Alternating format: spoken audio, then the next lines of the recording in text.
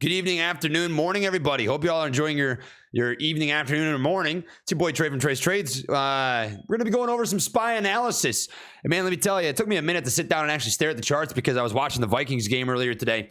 And it took me like 2 hours to fully decompress and absorb that ridiculous win. Man, let me say, Jay Jettis, that boy, he got that dog in him. Every time he breathes in, rumor has it that a dog barks out of his cheeks.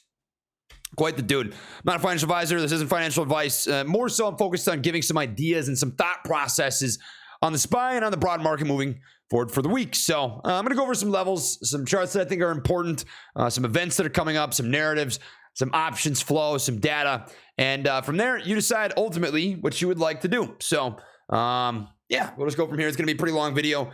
Want to give the complete rundown. And if I think there's any need to update these levels as the week progresses, we'll do that. Otherwise, consider this to be sort of my weekly outlook video. So we're going to start off here with the weekly chart, but just to give you sort of an idea of what we're going to be looking at, I'm going to be looking at the weekly chart for the SPY, daily chart for the SPY, hourly chart for the SPY. We're going to be looking at DXY because I think this is an important chart as well. VIX, we're going to be looking at the options market data. So this is going to be net flow via Tradytics and some other key things. We're going to be looking at sector performance and rotation because I am interested in where money is flowing. And I do think this is going to make a difference in particular trades that maybe you guys are interested in taking for the week, whatever that may be. I did also go through the economic calendar. So we have ideas of key events that are coming up. I did mark those out. We'll go over the ones that I think are important. Ultimately, if there are some that you think are more important than what I have labeled, of course, make sure you take the time to go find them. And then just a couple of other key things to be keeping an eye on as we progress through the week, because this ultimately can impact price. Many people think that news and narratives are what move price, but it's quite the opposite. It's news and narratives that are used by market makers, dealers, banks, institutions to push a certain direction based on whatever the chart is telling us, right? So let's just start off with the chart, right? The weekly looks really nice. And I told this to Caveman. There's a link in the description box down below if you'd like to check it out. I told this to Caveman on Monday last week that I had a price target of 390 coming into this next week, specifically because of this tap that we got right here, this little toe touch on the weekly 200 EMA. Now, the weekly 200 why is it important? It's a bullshit level, right? I mean, the 200 is for whatever reason a number. It's a EMA, an exponential moving average that big money tends to use to base risk for their trades. So if big money is using this, it typically means that we want to track it because ultimately that's what's going to end up moving things, right? So we got that toe tap on the weekly 200, rejected off that, and based on that, I thought the most likely thing we were going to see is a retest of 390, which is a very key SR flip, support resistance flip, right? We all know what support resistance is, right? It's your flat tops or your falling and rising levels where you get taps, and it's very hard for price to break those levels, right? Well, 390 was a very big one. We cracked that and couldn't quite tap above these 2 weeks, and we came through it this previous week, which is really important. And that really brings us into sort of the next piece, which is where now. And I've got some points of interest sort of labeled in these white circles that you can see on the weekly right here as such. Now, in a hyper bull case scenario, I try to find the most points of confluence or areas where you can match up things like fib levels or moving averages or pivots or SRs or whatever it may be. You want to find the most confluence between a bunch of different things as possible. And one where you have a little bit of confluence is this falling trend line where you can get a touch point on the weekly from 03 January. You get another touch point on 28 March, and you get another touch point right here on 15 August. If we were to follow alongside the very, very hyper bullish trend, we could see us come all the way up to $412.80. And this is ultimately where we would set a lower high if we were to take the more bearish approach, which is continuation of the bear market, right? It would look something like this in a hyper bull scenario. We'd tap that level, reject, come down, test out some lower lows. It's possible, right? I'm not going to try and predict the future. Right now, flow looks pretty bullish. I mean, we got a lot of bullish premium rocket into the market right now. We'll get into this in more detail as we continue through the video. But something to keep an eye on, right? There is confluence right here on that 786, and the levels I'm taking from, you can see, are the top right here, the ones at 432, the bottoms at 347.87. That 786 does line up with that lower high trend line, and I can see that making some sort of sense. In terms of likelihood, I think this is one of the least likely scenarios. You'd have to have a pretty crazy move, and just based on how the chart looks right now, I don't see it as very feasible. Could happen, so we're going to keep an eye on it.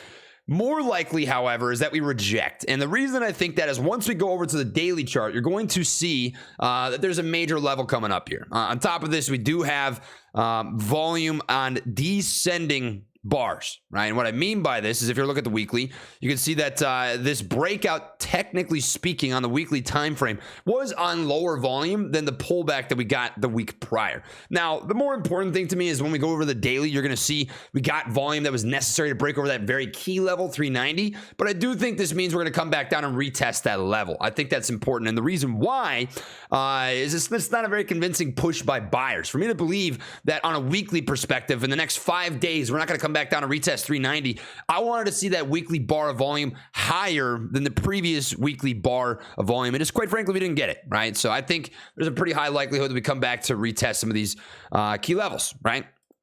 390 to me is still a key level. I do think there's a good chance we come back down to it. And and we're going to show you this on the daily, if this ends up coming to fruition, it makes a lot of sense based on confluence of other levels. So what I'm going to do here is to show you another point of interest, which is the 200 EMA on the daily time frame. If you want to get this for yourself, right, all you got to do is go to indicators, type in EMA. You're going to get your moving average exponential. You just click on this, and then what you want to do is just come over to settings, inputs, and then put in your length. And for me, I'm using the 200. I like to label mine red. You label yours whatever color you'd like to, but very, very useful, right? And this is going to act as sort of a level of resistance we could imagine for the SPY, right? We're approaching that very rapidly in what looks like a rising wedge, and what also lines up with pretty close to another major SR flip from the weekly time frame. And why do I think this is a major SR flip? Well, if you look at levels, here you got 405.80. I think this is a major pivot. It lines up with one toe tap, two toe taps on the weekly time frame. You're going to come over here, another toe tap, another toe tap, another toe tap, right? And I can imagine another toe tap is going to line up here on that 405. It's another $5 above, which is a pretty drastic difference, but it is something to keep in mind. And I did have a little range here, which is why you see that box as compared to just a flat out level. So just to reiterate, 405.80, I think a pretty major pivot level.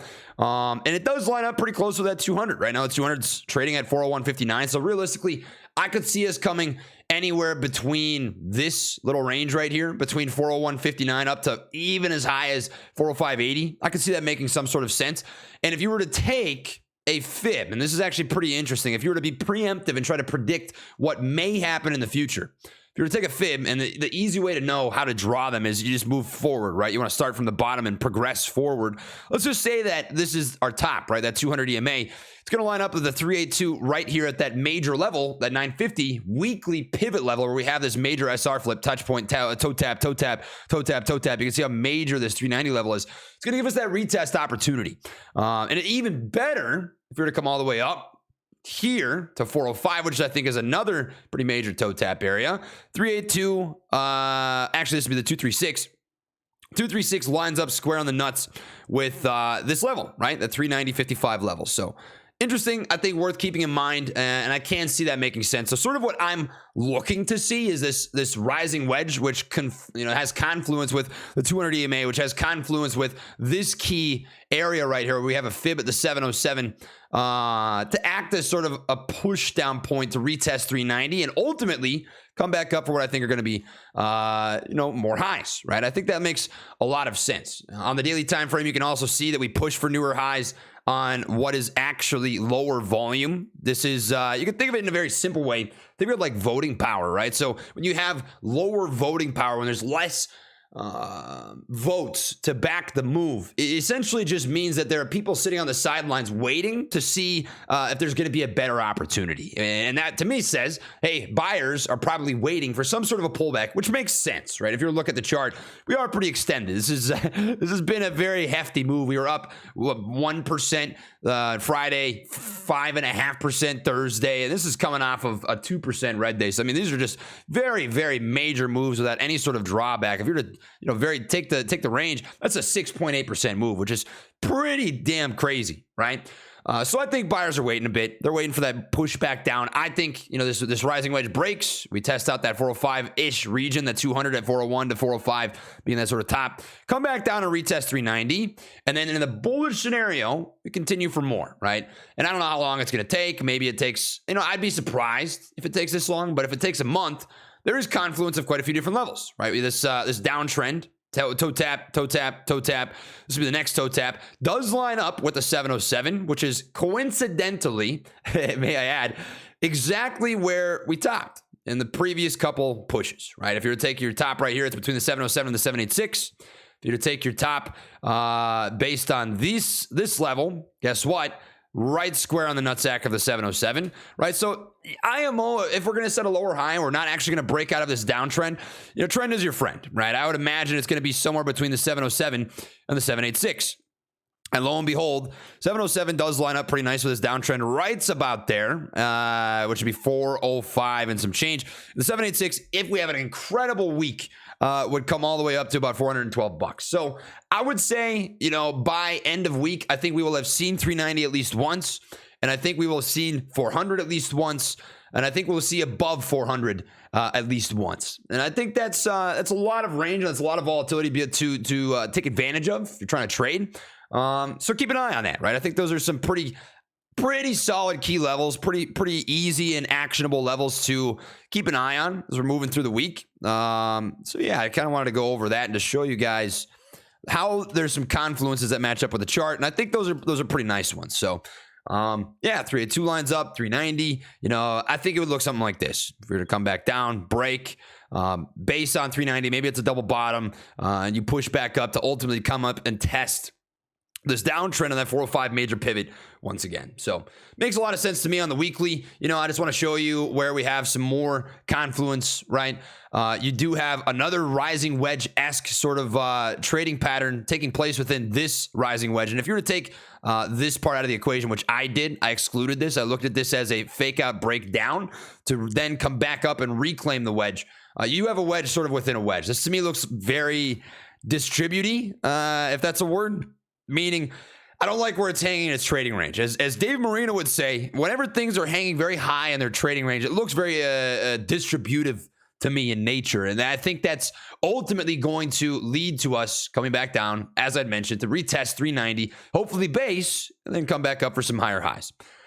In a bear case scenario, right, I think 390 is really that sort of line in the sand area. If we break 390, I think bears are going to retake control, and you've got a lot of downside. I think the next super major pivot area is going to be at that 378 to 380 range, where we hung out for a very long time. And you can see, especially on the hourly time frame, how key 378, 380 is. I mean, let's just look at how much price action we really got here, and it's funny how it lines up with that 382 fib. You got a lot of price in between that little range right here. And ultimately, I think this is a pretty key little SR flip. And maybe you get a little base there, but if we break 390, I think ultimately we're going to come back down to 378. I view it as unlikely. I think the weekly looks pretty bullish. I think the daily looks pretty nice. I think it just needs a little retrace. And ultimately, if we come down to the 382, that's a good case scenario. So keep an eye on that, and I think that should provide us some actionability. Just for confluence, some other areas, DXY is coming down to their 200 EMA on the daily time frame. I would expect if it taps this that it probably gets a bounce. More often than not, you get bounces off these levels, which ultimately would mean, you're inclined to see some sort of pullback on the SPY. VIX, same thing on the weekly time frame. On the weekly, VIX just barely tickled the pickle of the 200 EMA. I imagine, coming into this week, it might not be a hold, but I think at least an attempt at a bounce. If the SPY is strong and the market's strong, maybe it breaks that and you come down, and that should really give us a good idea of where things are going. But it is on the 200, right? So I expect some push, a little bit of range on the VIX, which is going to, probably bring SPY down a little bit. It just makes good sense. DXY is lining up, VIX is lining up. SPY is in a rising wedge. I think it just makes a lot of sense that we get some sort of pullback. And in a good case scenario, in a bull case scenario, we bounce off that 390 area. So those are areas I'd be looking to take trades, base risk. Ultimately, you do what you got to do. That's my game plan. Those are the levels I think are important. And let's just continue on. So the next thing that I'm going to go over is just the options market data, right? Market net flow for this week, or for the previous week, this is marking the past 5 days of price action and options data, right, has been extremely bullish. And a lot of people sort of look at this and they think if there's a lot of call premium, that it's a good thing. And if there's a lot of put premium, that it's a bad thing, right? Put premium means we're probably going down, and call premium means we're probably going up. But I think what's more important is relativity, right? What came before that, and how does it compare to sort of the move in the stock, right, or in the index fund or in the market as a whole, right? And to me, I think it does look a bit like bulls are a little too overzealous, and you can see that just by the gap that's been created by calls. If you look at momentum in comparison as an example, momentum is drastically slowed down in comparison to sort of the gap that is widened between bulls and bears. And this to me is a bit of a signal that we're probably going to get a little bit of a pullback. You look at DEX, which is delta exposure, in the most simple way possible. This is sort of an indicator in terms of where you can sort of expect price action to move in the coming days. And I bet you money, let's just pull up ES1 as this is futures, by the way. We pull up ES1 quick. Yeah, we are a little red, right? And this is coming off of a very bright green DEX. So as a rule of thumb, anytime you've got a very high DEX value or a delta exposure value, it means a lot of people are anticipating a move. The smaller the bar, it means the less people are anticipating a move. It's less directional, right? And what I've found is that when the market is extremely directional, when everybody's thinking the same exact thing, usually the opposite happens, right? It's not everybody can win in the market, and the dealers know this, the market makers know this, so they just take premium, right? They're allowed to do that. This is a casino where they can, if you have a blackjack, they can switch out a 10 and give you a 4 and give the dealer a blackjack, and you just kind of have to suck it up, right? And this is a situation where I think that makes a lot of sense. We got a lot of DEX 2 days in a row, an incredible amount of delta exposure where a lot of people, and I would anticipate a lot of retail, is anticipating a bullish move. And I think that, it seems a little preemptive and it seems a little overzealous. And I do think that we're going to get a pullback in regards to how that data looks. I'm pointing the wrong way, how that data looks. But I think even more interesting is where money is starting to flow. And I think some people are probably going to like this. Is out of healthcare and into energy, communication services, and consumer discretionary and tech. Energy is quite interesting. And I think some names that you guys are probably going to want to watch over the coming weeks are things like fuel cell, plug. I could see U.S. oil having a pretty decent move. There was another one on my watch list not long ago. Let me just pop this up really quick. I don't know if I still have it. I might.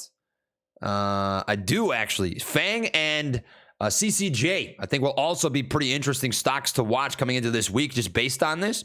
And anytime you have an increase in flow into any particular sector, you also typically see alongside that better spreads. So that's something to keep in mind that I think is going to be pretty interesting. So keep an eye on that. FANG had sort of these nice highs, and the volume on this is very divergent. And I bet you if you were to look at the RSI on this, yeah, you got an RSI divergence that looks a little bit bearish.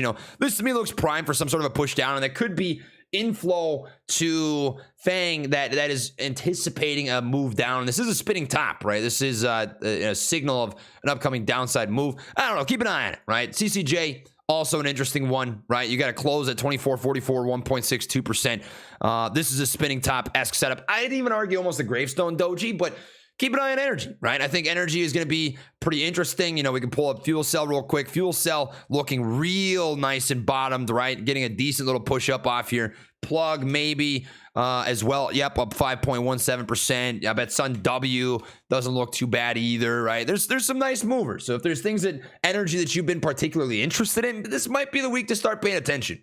So keep an eye on it. I think it's interesting to watch. Lastly, before we get into narratives and things to keep an eye on throughout the week, I did sort of go through the economic calendar and highlight some of the things that I think are interesting, important, and can move the market. And ultimately, being able to move the market is important so that you are able to plan ahead of that and not let that ruin a trade, right? And I've got timestamps alongside these, as well as forecasts, so you can have an idea of whether or not it's going to positively or negatively impact your trade or the market, right? Bullish, bearish, whatever, based on expectations. So as an example, if inflation is forecasted at 8%, but it comes out at 7.7, as we just recently had a very nice beat, you're going to have a push up, right? Because the market, broadly speaking, priced too much pain in, so they got to unprice. They got to buy to push things back up. In the same way, if you're to look at forecasts for as an example, let's just pick one thing, right? Let's pick Let's pick PPI year over year, right? Let's say the year over year forecast right now is 8.2%, but it actually comes in at 7.9, right? That would mean that the forecast and the consensus being roughly the same is probably what's priced in. They're probably going to have to push things back up, right? So keep an eye on that. I do have this highlighted here. If you want to pause the video, screenshot it, you certainly can. I'll even zoom in so you can read this a little better. Timestamps are attached. These are all the things that I think are coming up. So you've got consumer inflation expectations, the Fed speech from 11:30 to 12-ish, PPI month over month and year over year is at 8:30. You know, I can keep reading this, but ultimately, I think if you pause the video, take a screenshot, whatever, these are all the things that I think are decently important and can move the markets. So keep an eye on that. Lastly, narratives coming into this week.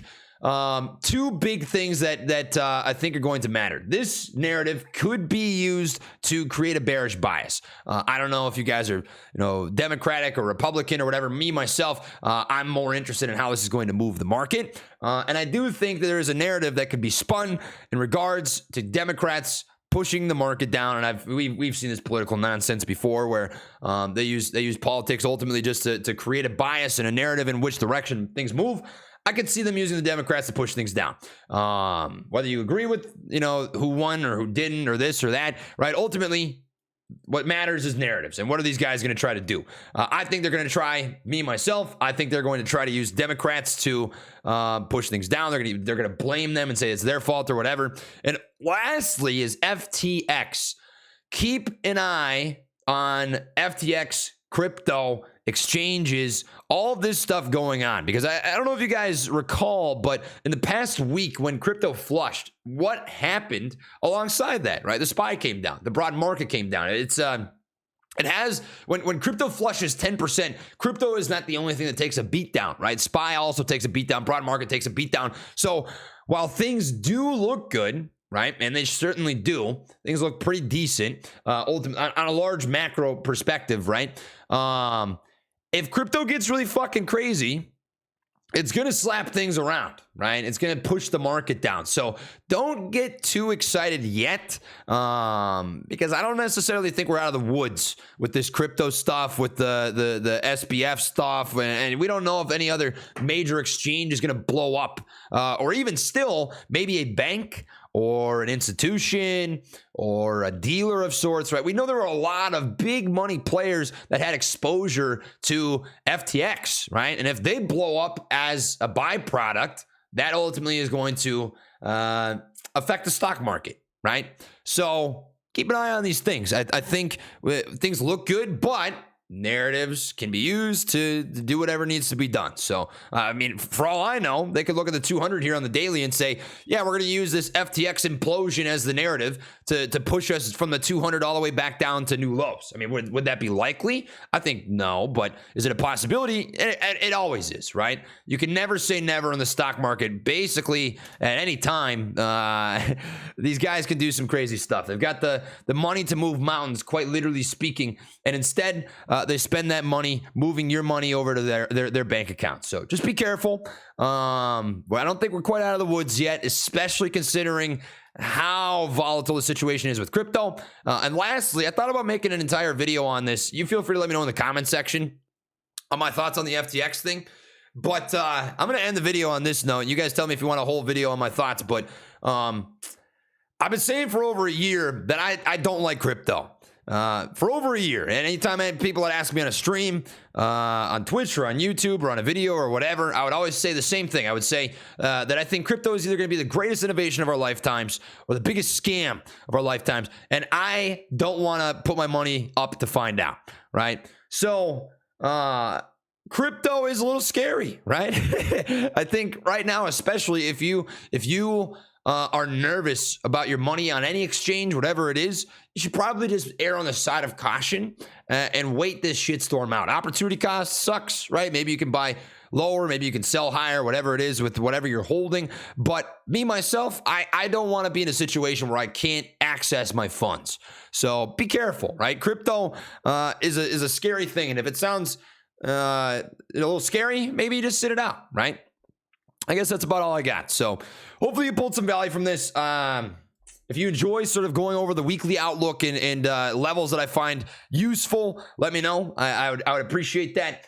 And we'll keep doing this in the future. So I guess that's about all I got. I'll catch you on the next one. Much love, light taps. Peace.